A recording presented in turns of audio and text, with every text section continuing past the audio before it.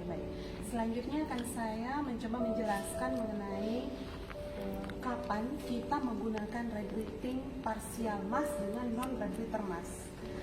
Kalau kita lihat perbedaan ini sudah kelihatan dengan jelas bahwa kecepatan alirannya berbeda, kemudian konsentrasi O2 yang dihasilkan pun berbeda. Sekarang menjadi pertanyaan adalah kapan kita menggunakan rebreather mass dan non-rebreather mass. Jadi kalau ada kasus misalnya ada pasien masuk ke gawat darurat misalnya, kita belum mengetahui diagnosa medik yang muncul apa, kemudian kita belum ada melakukan pemeriksaan apapun, ketika keluhan pasiennya sesak, maka teman-teman wajib memasang terapi oksigen. Kita harus memulai dengan terapi oksigen dengan kecepatan aliran yang paling kecil. Kita teman-teman boleh pasang kanul 1-5 liter per menit sambil teman-teman observasi. Jadi ada dua yang kita pakai untuk melakukan observasi pada terapi O2 yang kita gunakan apakah efektif atau tidak. Yang pertama adalah saturasi oksigen yang nilai normalnya adalah lebih dari atau sama dengan 96%. Ketika teman-teman telah memasang saturasi O2, kemudian saturasi yang terpasang itu angka yang muncul di monitor adalah 93%, maka dianggap terapi O2 dengan menggunakan kanul nasal belum efektif. Sehingga teman-teman harus mengganti dengan terapi O2 yang kecepatan alirannya lebih tinggi. Contoh misalnya, jadi ternyata dengan kanul nasal 1-5 liter per menit misalnya ya, saturasi yang muncul tadi 93%, kita anggap tidak cukup. Sehingga kita ganti dengan simple mass. Anda ambil simple mass, ganti menjadi kecepatan alirannya 6-8 liter per menit sambil teman-teman evaluasi saturasi O2-nya. Ini untuk melihat terapi O2 ini kapan sih kita gunakan. Ketika saturasinya belum mencapai angka 96, masih angka 94, berarti dengan kecepatan aliran 6-8 liter per menit tidak cukup.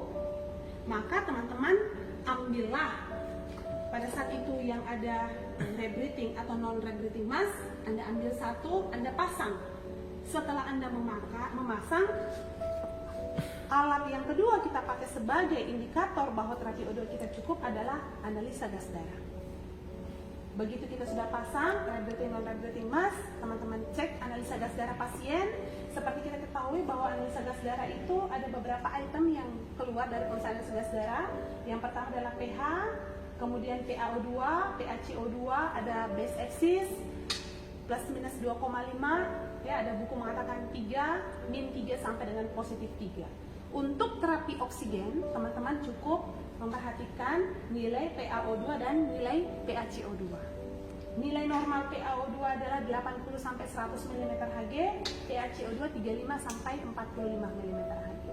Untuk konten kali ini saya tidak mengajarkan tentang pembacaan analisa gas darah, tapi kita akan coba mengupas terkait dengan terapi oksigen yang berhubungan dengan pemeriksaan analisa gas darah.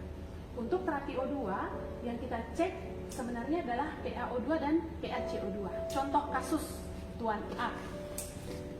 Didapatkan nilai analisa gas darahnya setelah teman-teman pasang terapi oksigen dan saturasi nggak bagus. Coba cek, ini untuk melihat ya, indikasi yang mana sih yang Anda mau pakai, rebreathing mass atau non-rebreathing mass. Anda lihat contoh, hasil PaO2-nya 60, PaCO2-nya 38. Maka terapi O2 apa yang Anda berikan?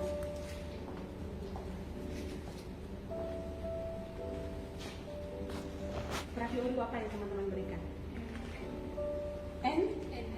NRM. Kenapa?